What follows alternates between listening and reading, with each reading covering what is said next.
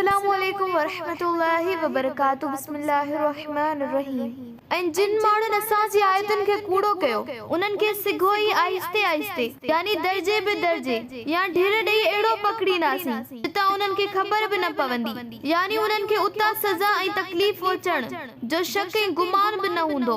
ऐं ए पैगंबर सल्लल्लाहु अलैहि वसल्लम मां खेनि वॾी उम्र ऐं आसूदीअ ज़िंदगीअ सां मोहलत ॾियां थो, पर यकीनन मुंहिंजे रिथ यानी तदबीर मज़बूत, मुस्तहकम ऐं तमाम बावकार आहे। छा उन्हनि उन ॻाल्हि ते को बि गौर ऐं फिक्र न कयो आहे त संदन साथीअ मुहम्मद सल्लल्लाहु अलैहि वसल्लम खे को बि जुनून यानी दीवानगी या चरियाई न आहे।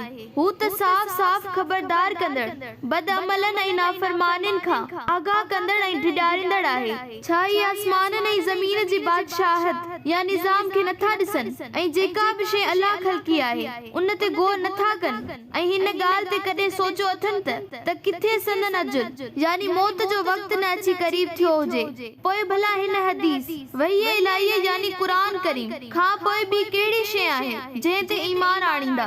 यादि रखो त जंहिंखे अल्लाह सरकशीअ ऐं नाफरमानीअ जे करे गुमराह करे त उन्हीअ खे को बि सही वाट ते नथो लाए सघे ऐं अल्लाह उन्हनि खे संदसि सरकशीअ में हैरान परेशान यानी सरगर्दान भटकंदड़ खणी थो फिटो करे, छाकाणि त उहे अकुल जा अंधा आहिनि। हिन आयत खे समझण लाइ हिन सूरत जी आयत नंबर 169 बि ॾिसो।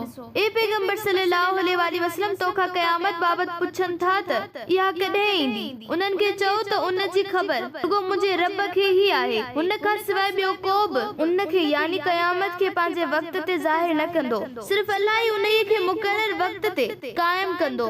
इहा ज़मीन ऐं आसमाननि लाइ तमामु ॻरी हूंदी, यानी उन्हनि लाइ हिकु वॾो हादसो हूंदो। इहा अवां ते ओचितो अची कड़कंदी। ए मुहम्मद सल्लल्लाहु अलैहि वसल्लम उहे तोखां इहे पुछनि था ॼण तूं को उन जी जांच यानी खोजना कंदड़ ताड़ में लॻल या ख़बर रखंदड़ आहीं। चओ त उन्हीअ जे क़ाइम थियण जो इल्म सिर्फ़ अल्लाह खे ई आहे, पर अक्सर माण्हू उन्हीअ ॻाल्हि खे नथा ॼाणीनि ऐं क़यामत बाबति तोखां फिज़ूल सवाल था पुछनि। ऐं ए मुहम्मद सल्लल्लाहु अलैहि वसल्लम पिण चओ त आऊं त पंहिंजी ज़ात लाइ बि कंहिं नफ़े ऐं नुक़सान जो को इख्तियार नथो रखां सिवाय उन जे जेकी अल्लाह घुरे, ऐं जेकॾहिं मां ग़ैब ॼाणंदड़ हुजां हा त पंहिंजे लाइ घणो ई फ़ाइदो हासिल करे वठां हा ऐं मूंखे का बि तकलीफ़ न पहुचे हा। मां त रुॻो मुनकरनि खे ख़बरदार कंदड़ ऐं ईमान आणण वारनि लाइ ख़ुशख़बरी ॾींदड़ आहियां।